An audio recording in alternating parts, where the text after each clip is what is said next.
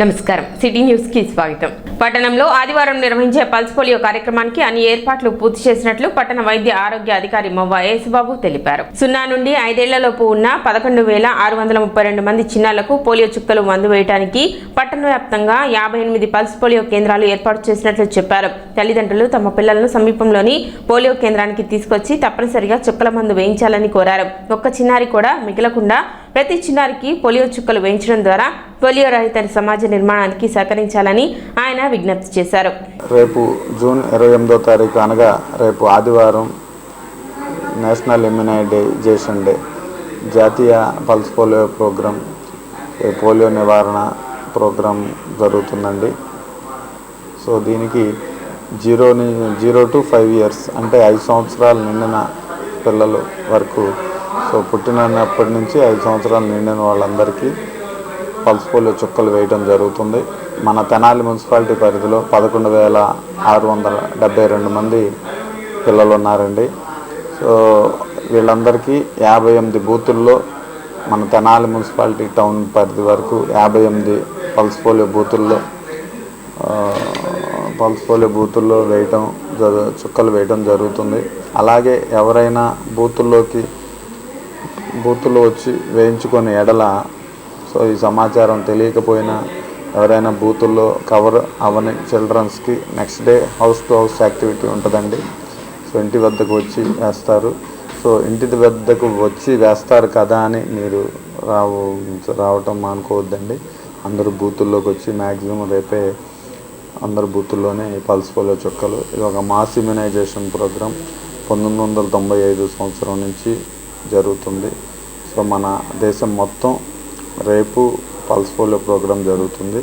మన తెనాలి మున్సిపాలిటీ పరిధి వరకు అయితే 11,672 మందికి వేయటం జరుగుతుంది. అందరూ ఈ అవకాశాన్ని వినియోగించుకొని మీ చిన్నారులకు సో పోలియో బారిన పడకుండా, ఎలాంటి ఇబ్బందులు రాకుండా చూసుకోవాలని కోరుకుంటున్నాము. 58 సెంటర్లో పోలియో చుక్కలు వేయడం జరుగుతుంది. జూలై 1 నుండి 4 వరకు కర్నూలులో జరిగే ఏఐఎస్ఎఫ్ రాష్ట్ర స్థాయి విద్యా వైజ్ఞానిక రాజకీయ శిక్షణ తరగతులను విజయవంతం చేయాలని ఏఐఎస్ఎఫ్ నాయకులు తెలిపారు. తెనాలిలోని సిపిఐ కార్యాలయంలో శిక్షణ తరగతుల కరపత్రాలను శుక్రవారం విడుదల చేశారు.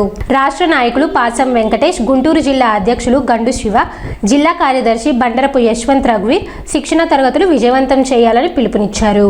పీజీ విద్యార్థులకు శాపంగా మారిన జీవో నెంబర్ 77ను వెంటనే రద్దు చేయాలని, వైద్య రంగాల్లో ప్రైవేటీకరణ, కాషాయకరణను నిలిపివేయాలని డిమాండ్ చేశారు. విద్యార్థులకు ఇచ్చిన హామీలను ప్రభుత్వం అమలు చేయకుండా నిర్లక్ష్యం చేస్తుందని విమర్శించారు. స్కాలర్షిప్లు, ఫీజు రియంబర్స్మెంట్, హాస్టల్ సమస్యలు, ఖాళీగా ఉన్న ప్రొఫెసర్ పోస్టులు, మెడికల్ విద్య ప్రైవేటీకరణ వంటి అంశాలపై రాష్ట్ర ప్రభుత్వం స్పందించాలని కోరారు. విద్యార్థులను చైతన్యవంతులను చేసి సమస్యల పరిష్కారం కోసం పోరాటాలను నిర్మించేందుకు కర్నూలులో శిక్షణ తరగతులు నిర్వహిస్తున్నట్లు తెలిపారు. కార్యక్రమంలో తెనాలి నియోజకవర్గ ఏఐఎస్ఎఫ్ అధ్యక్షులు కొట్లు, నాయకులు మనీష్, పండు, తనీష్, పవన్, శేఖర్ తదితరులు పాల్గొన్నారు. అఖిల భారత విద్యార్థి సమైక్య ఏఐఎస్ఎఫ్ రాష్ట్ర స్థాయి విద్యా వైజ్ఞానిక రాజకీయ శిక్షణ తరగతులు జూలై 1వ తారీఖు నుంచి 4వ తారీఖు వరకు కర్నూలు నగరం నందు నిర్వహిస్తూ ఉన్నారు. దానికి సంబంధించి ఈరోజు తెనాలి నియోజకవర్గంలో మరి విద్యార్థులతో కలిసి జూలై 1 నుంచి 4వ తారీఖు వరకు కర్నూలు నగరం నందు జరిగే రాజకీయ శిక్షణ తరగతుల్ని జయప్రదం చేయాలని చెప్పి కోరుతూ మరి పోస్టర్ ఆవిష్కరణ కార్యక్రమాన్ని చేపట్టడం జరిగింది.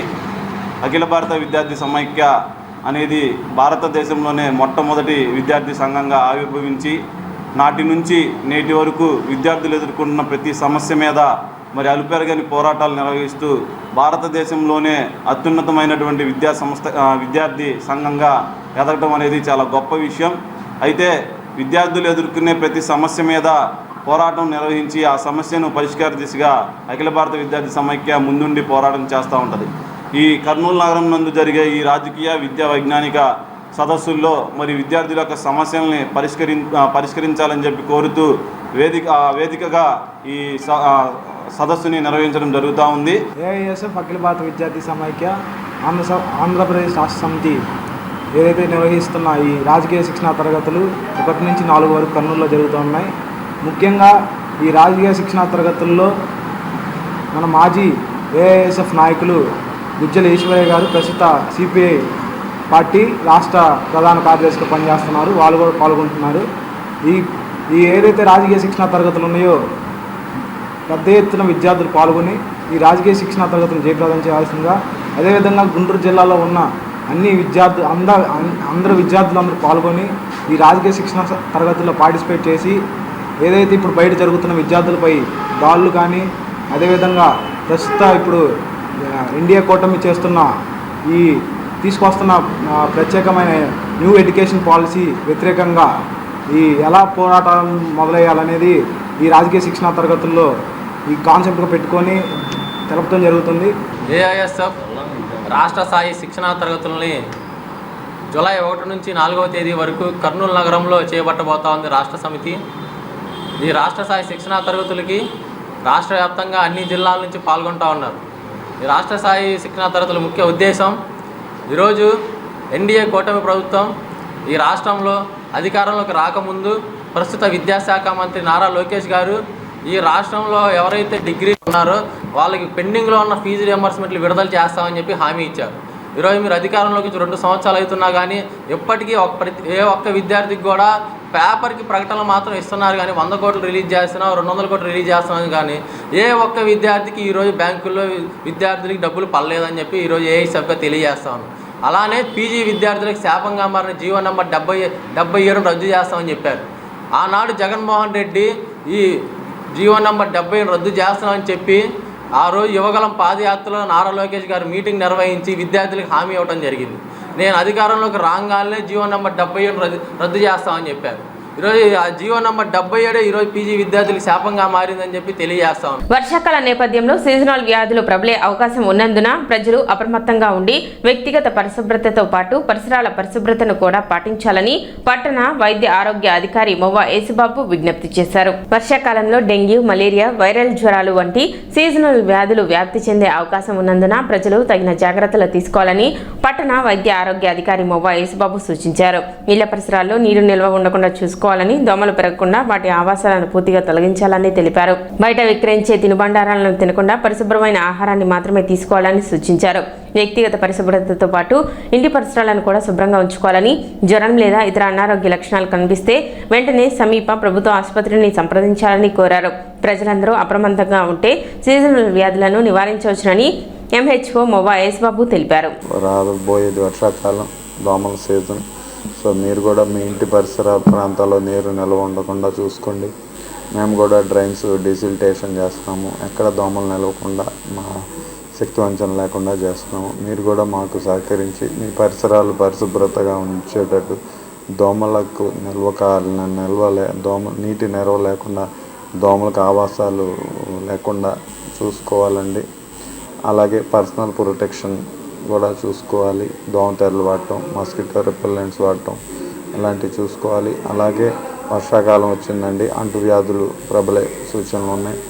బయట పానీపూరీలు ఇలాంటి తినుబండారాలు, తోపుడు బండ్ల మీద తినుబండారాలు, సో ఎలాంటివి మీరు తినొద్దండి. సీజన్లో ఈ విరోచనాలు, డయేరియా సో వచ్చే ఛాన్సెస్ ఎక్కువ ఉంటాయి. కాబట్టి ఎలాంటి ఆరోగ్య జాగ్రత్తలు పాటించి సో ఎలాంటి అనారోగ్యం పాలు కాకుండా మీరు ఈ జాగ్రత్తలు తీసుకోవాలని కోరుకుంటూ రేపు మరొకసారి గుర్తుపెట్టుకోండి, రేపు మీ 5 సంవత్సరాల లోపు పిల్లలందరికీ పల్స్ పోలియో చుక్కలు వేయించి సో మాతో సహకరించగలరని కోరుకుంటూ సెలవు తీసుకుంటున్నాను. తెనాలి మార్కెట్ సెంటర్లో పండ్ల వ్యాపారులు, తోపుడు బండ్ల నిర్వాహకులు నిరసన చేపట్టారు. అధికారులు తమను అనవసరంగా ఇబ్బందులకు గురి చేస్తున్నారని, తోపుడు బండ్లపై ఏర్పాటు చేసిన కాటాలను బలవంతంగా తొలగించి తీసుకువెళ్తున్నారని ఆరోపించారు. ఈ ఘటనపై అధికారులను వివరణ కోరగా వ్యాపారులు చేస్తున్న ఆరోపణలో వాస్తవం లేదని స్పష్టం చేశారు. మార్కెట్ సెంటర్లో తోపుడు బండ్లు నిలిపివేయడం వల్ల తమ దుకాణాల వ్యాపారానికి తీవ్ర అంతరాయం కలుగుతుందని శాశ్వత దుకాణదారులు ఫిర్యాదు చేశారని తెలిపారు.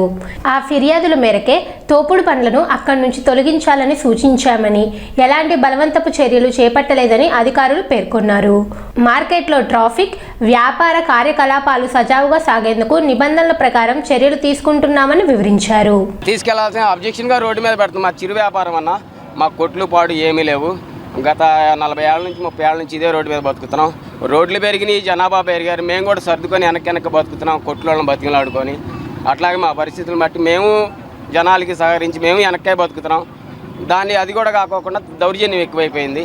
మేము అన్నిటికీ తట్టుకొనే ఉంటున్నాం. మేము ఈరోజు పని చేసుకొని ఆ కాయలు అమ్ముకొని 400-300 తీసుకొని ఇళ్ళకెళ్ళకపోతే మా పెళ్ళాంబెట్టలు మేము బతికించుకోలేము. మా పరిస్థితులు మా బాధలు మాకున్నాయి. మేము ఈలేని పక్షాన అట్లా ఈడుగానే కట్టామా, మేము పెళ్ళాంబెట్టలు పోషించుకునే ఇళ్ళద్దులు కట్టుకునేమా, పిల్లల్ని చదివించుకునేమా, మేమేం చేసి మా బాధలు మాకున్నాయి. డబ్బులు అడుగుతున్నాడు, డబ్బులు అడగబట్టి అడిగి ఇవ్వనందుకే ఈ టార్చర్ మాకు. ఆశీల గురించి సమస్య లేదన్న, ఆశీలకి దీనికి వ్యక్తిగతంగా అడుగుతున్నాడు. ఇవ్వలేని పక్షాన గతంలో ఇచ్చామన్నా వ్యాపారాలు బాగుండి మేము పుష్కలంగా ఉన్నప్పుడు ఈ సమస్య దేనికిలే, ఈ సమస్యను పెద్దది చేయటం దేనికిలే, ఎంప్లాయీస్ కదా మేము వాళ్ళతో మేము ఆడ పోటీ పడతాం, చిన్న వ్యాపారస్తులు ఇదే సమస్య వచ్చింది. మళ్ళీ మేము రోడ్డుకి ఆడెక్కుతాం. ఒకవేళ ఇలా కనుక మేము రోడ్డు ఎక్కితే మళ్ళీ రేపు మా భవిష్యత్తు ఉండదేమో అనే ఉద్దేశంతో మేము అక్కడికక్కడికి వెనక్కి తగ్గే ఉన్నాము. నేను మార్కెట్లో పుట్టి పెరిగి అమ్ముతున్నామండి. మా తండ్రుల కాడ నుంచి ఇదే వ్యాపారం అయ్యా. ఒకప్పుడు ఈ రోడ్డు లేదు, ఏమీ లేదు, అన్ని గతుకులు రోడ్లు. అప్పటి నుంచే మేము పోలీసు వెళ్తా డబ్బులు తింటున్నాము, తన్నులు తింటున్నాము. అప్పుడే మున్సిపాలిటీ వాళ్ళు అడావుడి మాకు లేదయ్యా. ఈ సంవత్సరం 2 సంవత్సరం కాల్చి మున్సిపాలిటీ బాగా అడావుడి చేసేసి మీరు బళ్ళు ఏడబడితే ఆడ పెడతానికి మాకు అడ్డం అవుతుందని చెప్పేసి మేము ఎన్టీఆర్ బొమ్మ దగ్గర, గాంధీ బొమ్మ దగ్గర 10 కుటుంబాలు బతుకుతాయి. ఆడ 10 మంది నోర్లు కట్టి పెద్దాకలు వచ్చి మాకు ఆ బొమ్మల దగ్గర బళ్ళు అట్టం తీసేసేటి అమ్మని మా పక్కన ఉన్న వాళ్ళకి కూడా బాగా ఇబ్బంది పెడుతున్నారు. నాకు 4 రోజుల నుంచి జ్వరం వచ్చేసి మంచాన పడి ఉన్నా. ఇక లేచి వచ్చానయ్యా, ఈ ఏడాది జరుగుతుందని. నా బళ్ళు 3 బళ్ళు ఏమైపోయినాయో తెలియదు, ఎక్కడ తీసుకెళ్ళి పెట్టారో తెలియదు, ఏమైపోయినాయో తెలియదు. బళ్ళు మొత్తం తీపిచ్చేశారు. అదేంటంటే ఆ బొమ్మల దగ్గర పెడతానికి ఇల్లేదని అలా ఎన్టీఆర్ బొమ్మల దగ్గర, గాంధీ బొమ్మ దగ్గర బళ్ళు పెడతానికి ఇల్లేదు, మీరు తీసేసేయండి. ఇక్కడ ఎన్టీఆర్ బొమ్మ కాడ కాయలు అమ్ముకున్నాం. వారం రోజుల నుంచి మున్సిపాలిటీ చుట్టూ తిరుగుతున్నానండి. మాకు న్యాయం జరగట్లేదండి. ఆ బళ్ళు మొత్తం లోపల పెట్టారు. కాయలు బళ్ళు కూడా కాయలు పాడైపోతున్నాయి కొట్టుల్లో. వారం రోజుల నుంచి తిరుగుతున్నానండి మున్సిపాలిటీ ఆఫీసు చుట్టూ. ఒక్కరోజు కూడా పట్టించుకోవట్లేదు. ఇదిగో పెట్టుకోమన్నారు, మళ్ళీ అమ్మనే తీపిచ్చేస్తున్నారండి. మాకు న్యాయం కావాలండి. కాయలు కూడా వారం నుంచి 50,000 రూపాయలు 60,000 రూపాయలు పోయినాయండి. కొట్టుల్లో పెట్టుకున్నాము. ఒక్కరోజు వెళ్ళా కానీ పట్టించుకోవట్లేదు. మున్సిపాలిటీ ఆఫీస్ చుట్టూ తిరిగానండి. 10 రోజుల నుంచి తిరుగుతానే ఉండా. ఒక్కరోజు కూడా పెట్టుకోమన్నారు, అమ్మనే తీపిచ్చేస్తున్నారండి. కాయలు మాత్రం పాడైపోతున్నాయి. మాత్రం దానికి పరిష్కారం చెప్పి ఒక్కరోజన్నా మమ్మల్ని పెట్టుకోమంటారు, ఎమ్మనే తీపిచ్చేయటమేనండి. బండ్లు తీయమంటాడు, బండ్లు తీయపోతే కాటాలు లాక్కెళ్తా, బళ్ళు లాక్కెళ్తా అంటాడండి. రోడ్డు మీద బతికే వాళ్ళం ఎలా? బళ్ళు దక్కిల్లి పెట్టుకొని కాటాలు లాక్కెళ్ళి పెట్టుకుంటే ఎలా బతకాలి మేము? కాటాలు ఇవ్వడు, బళ్ళు ఇవ్వడు, పెడితే నన్ను తీసేయండి. మీకు ఎన్నిసార్లు చెప్పాలి? ఆయనట పట్టతిప్పలకు వచ్చాడు, మేమట పట్టతిప్పలకు వచ్చిన వాళ్ళమే కదా. ఎలా బతుకుతామండి? రోడ్డు మీద బతికేవాళ్ళం. తెల్లారు లేస్తే 300కి 400కి వచ్చి బతికేవాళ్ళం. కాటాలు లాక్కెళ్ళి బళ్ళు లాక్కెళ్ళి పెట్టుకుంటే మేము ఎలా బతకాలి? ఆయన అంత దౌర్జన్యం చేస్తున్నారంటండి. చిరు వ్యాపారస్తులు రోడ్డు మీద బతికే ఆడవాళ్ళ మీద, మగవాళ్ళ మీద, ఎవరి మీద పడితే వాళ్ళ మీద ఆయన అలా దౌర్జన్యాలు చేసి బళ్ళు లాక్కెళ్ళి కాటాలు లాక్కెళ్ళి పెట్టుకొని ఎలా అంటే అలా మాట్లాడుతున్నాడు. ఆడవాళ్ళని కూడా చూడట్లేదు సార్. గత 50 సంవత్సరాల నుంచి బతుకుతున్నాం సార్. మేము పేటలు వేసుకొని కాయలు అమ్ముకొని ఏదో 300, 400, 500 వచ్చేటట్టుగా మా కుటుంబం మేము జరుపుకునేటట్టుగా మేము జీవనం సాగిస్తున్నాము. మరి తేపకు వచ్చి బళ్ళు తీసేసేయండి అలా ఇలా అని కాటాలు లాకి వెళ్ళి రేపు అట్టికాయలు మొత్తం కుళ్ళిపోతాయి సార్. మేము అప్పులు పడిపోతాం కదా. అందుకని గత 50 సంవత్సరాల నుంచి ఆడ తోపం కాడు బతుకుతున్నాం మేము. మరి బతకపోతే మా పరిస్థితి, మా పిల్లల పరిస్థితి ఎలా బతుకుతాం? ఆకలితో మలమల మాటమేగా సార్. మేము డబ్బులు గిబ్బులు అనేది ఏం లేదు సార్. నెట్టేయటం, కాటాలు లాకెళ్తాం, కాయలు డొల్లియటం. శ్రీ ఛత్రపతి శివాజీ మహారాజ్ పట్టాభిషేక మహోత్సవాన్ని పురస్కరించుకొని ఈ నెల 28న తెనాలిలోని శ్రీ ఛత్రపతి శివాజీ స్మారక సమితి ఆధ్వర్యంలో భారీ బైక్ ర్యాలీ నిర్వహించనున్నట్లు నిర్వాహకులు తెలిపారు. కార్యక్రమానికి సంబంధించిన కరపత్రాలను యాదవ్ సంఘ నాయకులు తాడిబోయిన శ్రీనివాసరావు ఆవిష్కరించారు. తెనాలి వ్యవసాయ మార్కెట్ యార్డు నుండి శివాజీ చౌక్ వరకు జరిగే ఈ ర్యాలీలో యువత, మహిళలు, మేధావులు, ప్రజలు పెద్ద సంఖ్యలో పాల్గొని విజయవంతం చేయాలని ఆయన పిలుపునిచ్చారు. శివాజీ మహారాజ్ త్యాగాలు, ధైర్య సాహసాలను స్ఫూర్తిగా తీసుకోవాలని కోరారు. కార్యక్రమంలో స్మారక సమితి కార్యనిర్వాహక అధ్యక్షులు మైల హరికృష్ణ, అశోక్ యాదవ్, దానబైన ప్రసాద్ యాదవ్, రాచవల సాయిరాం, తాడిబైన సాయి వెంకటేశ్వరరావు, ఆరాధ్యుల అంకమరావు, మైలా నాగార్జున, బాలకృష్ణ, గోపాల్, శివాజీ స్మరణ సమితి సభ్యులు హనుమత్ ప్రసాద్, తోకల హరివెంకట్, మంచాల రత్నరాజు, ఉల్లంగంటి శ్రీనివాస్, రాచూరి ఫణికృష్ణ, యాదవ సంఘ నాయకులు, శివాజీ స్మారక సమితి సభ్యులు పాల్గొన్నారు. ఆయన రాజ్య పట్టాభిషేకాన్ని పురస్కరించుకొని హిందూ సామ్రాజ్య ఆవిర్భావ దినోత్సవంగా ఆయన పట్టాభిషక్తుడైనటువంటి సందర్భంగా ప్రతి సంవత్సరం కూడా ఆయన యొక్క ఘన చరిత్రని మననం చేసుకొని మనం ఈ ఉత్సవాలను జరుపుకోవడం జరిగింది. అందులో భాగంగా రేపు 28వ తారీఖున ఛత్రపతి శివాజీ పట్టాభిషక్తుడైనటువంటి దినాన్ని పురస్కరించుకొని మరి భారీ ఎత్తున ఆ యొక్క ఉత్సవాన్ని జరుపుకోవడానికి మహిళా హరికృష్ణ, ఇంకా హరికృష్ణ యొక్క మిత్ర బృందం, దానబోయిన ప్రసాద్ యాదవ్, అశోక్ యాదవ్, ఇంకా చాలామంది మిత్రులందరూ కూడా ముఖ్య అతిథిగా బోడే రామచంద్ర యాదవ్ గారిని ఇక్కడికి పిలవడం జరిగింది. ఆయన 28వ తారీఖు ఈ యొక్క మహోత్సవానికి బైక్ ర్యాలీకి రావటం చాలా ఆనందించదగినటువంటి విషయం. 6/2026 సాయంత్రం 5 గంటలకి శ్రీ ఛత్రపతి శివాజీ మహారాజ్ గారి హిందూ సామ్రాజ్య దినోత్సవ పట్టాభిషేక మహోత్సవాన్ని పురస్కరించుకొని ప్రతి సంవత్సరం ఏర్పాటు చేసే విధంగా ఈ సంవత్సరం కూడా భారీ బైక్ ర్యాలీని ఏర్పాటు చేయడం జరిగింది. ఈ యొక్క కార్యక్రమానికి సంబంధించి ముఖ్య అతిథిగా బీసీవై పార్టీ అధ్యక్షులు శ్రీ బోడే రామచంద్ర యాదవ్ గారు, బీజేపీ ఎస్సీ మోర్చా రాష్ట్ర అధ్యక్షులు పంతాల సురేష్ గారు, హిందూ ధర్మరక్ష ఫౌండేషన్ చైర్మన్ శ్రీ చికోటి ప్రవీణ్ గారు ఈ యొక్క కార్యక్రమాలకి ముఖ్య అతిథిగా విచ్చేస్తున్నారు. కావున ఈ యొక్క కార్యక్రమానికి సంబంధించి హిందువుల మీద జరుగుతున్న దాడుల్ని ఖండించడం కొరకు గత కొన్ని సంవత్సరాలుగా హిందువుల ఇళ్లలో కొన్ని అన్యమతస్థులు అద్దెకుంటూ వారు మన ఇళ్ళని దోచుకోవడం జరుగుతుంది. అదేవిధంగా ఎన్నో రకాలుగా లవ్ జిహాదీ పేరిట కూడా మన హిందూ మహిళల్ని ఇబ్బందులు పెట్టడం జరుగుతుంది. వీటిలన్నిటికీ పరిష్కారం హిందువుల ఐక్యత. హిందువులందరూ కులాలుగా విడిపోకుండా హిందూ మతాన్ని ఆచరిస్తూ, హిందూ మతాన్ని గౌరవిస్తూ హిందువులుగా జీవించాలనే యొక్క ఉద్దేశంతో ఈ యొక్క కార్యక్రమాన్ని ఏర్పాటు చేయడం జరిగింది. రాష్ట్ర వ్యాప్తంగా చేపట్టిన ప్రత్యేక ఓటరు జాబితా సవరణ కార్యక్రమంలో భాగంగా తెనాలి పట్టణంలోని 3, 4 వార్డుల్లో ఎమ్మెల్సీ ఆలపాటి రాజేంద్ర ప్రసాద్ పర్యటించి కార్యక్రమం తీరును పరిశీలించారు. ఈ సందర్భంగా ఇంటింటికి వెళ్లి ఓటర్ల వివరాలను సేకరిస్తున్న బూత్ లెవెల్ ఏజెంట్లు స్థానిక నాయకులతో మాట్లాడారు. ఓటర్ జాబితాలో పేర్లు సక్రమంగా ఉన్నాయా, చిరునామా మార్పులు జరిగాయా, ఇతర ప్రాంతాలకు వెళ్లిన వారి వివరాలు నమోదు చేశారా, మరణించిన వారి పేర్లు తొలగించారా అనే అంశాలపై సమగ్రంగా పరిశీలించాలని సూచించారు. అర్హత ఉన్న ప్రతి పౌరుడు ఓటరుగా నమోదు కావడానికి కృషి చేయాలి అని, ఓటు హక్కు కలిగి ఉండటం ప్రతి పౌరుడి హక్కుతో పాటు బాధ్యత కూడా అని ఆయన పేర్కొన్నారు. ఎవరు ఓటు హక్కుకు దూరం కాకుండా ప్రతి ఇంటికి వెళ్లి వివరాలు సేకరించాలని BLAలకు సూచించారు. ఓటర్ జాబితా పారదర్శకంగా, తప్పులు లేకుండా ఉండేలా అధికారులు, పార్టీ ప్రతినిధులు సమన్వయంతో పనిచేయాలని ఆలపాటి రాజేంద్ర ప్రసాద్ కోరారు. కార్యక్రమంలో స్థానిక నాయకులు, BLAలు, కార్యకర్తలు పాల్గొన్నారు.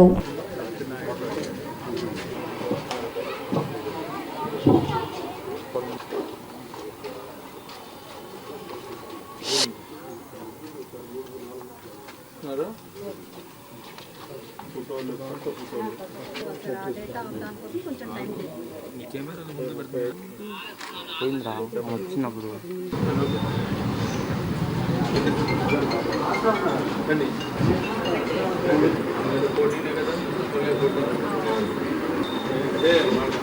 కొద్దిగా మీరు ఇచ్చిన ఫోటోలు మా వాళ్ళకి ఫోటోలు రెడీ చేసుకుని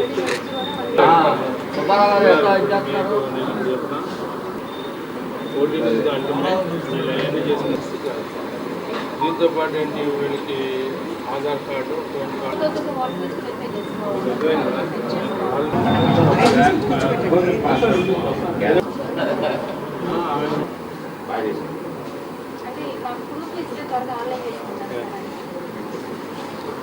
ఇంటింటికి కూడా తిరిగి BLOస్, BLAs, మన పార్టీ నాయకులు, కూటమి నాయకత్వం అందరూ కూడా కలిసి ఓటుని నమోదు చేసే కార్యక్రమం,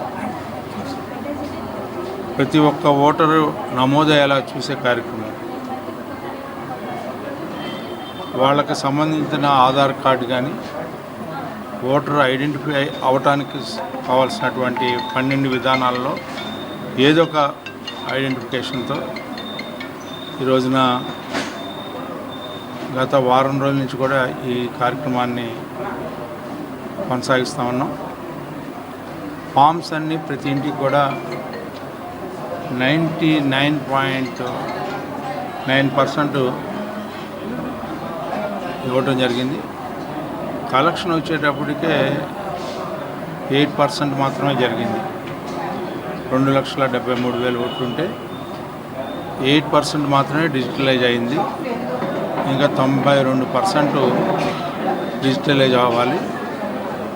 ప్రతిరోజు కూడా ఈ కార్యక్రమం ఈ 14వ తారీఖు వరకు చాలా విస్తృతంగా అందరూ కూడా ఓటుని చేర్చుకునేలాగా, ఓటుని వినియోగించుకునేలాగా.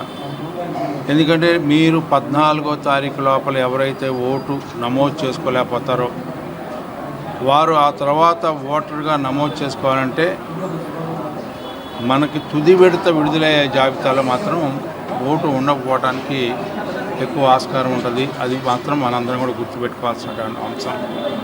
ప్రత్యేకంగా తెనాలి ప్రజలకి దయవుంచి మీ ఇంటికి ఓటు నమోదు చేసుకోవడానికి వచ్చినప్పుడు మీకు ఎన్ని పనులున్నా సమాజంలో ఒక పౌరురాలుగా, పౌరుడిగా, బాధ్యత కలిగిన వ్యక్తులలాగా సమాజంలో ప్రజాస్వామ్యాన్ని కాపాడటానికి ఓటు అనే ఆవశ్యకతను గుర్తించి ఓటు ద్వారా మీరు సాధించుకోవాల్సింది ఈ సమాజాన్ని అభివృద్ధి చేసుకోవాలంటే అది ఒక ఓటు ద్వారా మాత్రమే జరుగుతుంది అని చెప్పి గుర్తుంచుకోవాల్సిన అంశం. మీరు నమోదు చేసుకోవటమే కాకుండా ఓటు వేసుకునే విధానం, ఓటును వినియోగించుకునే విధానం మీ అందరూ గుర్తించాల్సినటువంటి అవసరం ఉంది అని చెప్పి మనం చేస్తాము. సిటీ న్యూస్ ఇంతటితో సమాప్తం. నమస్కారం.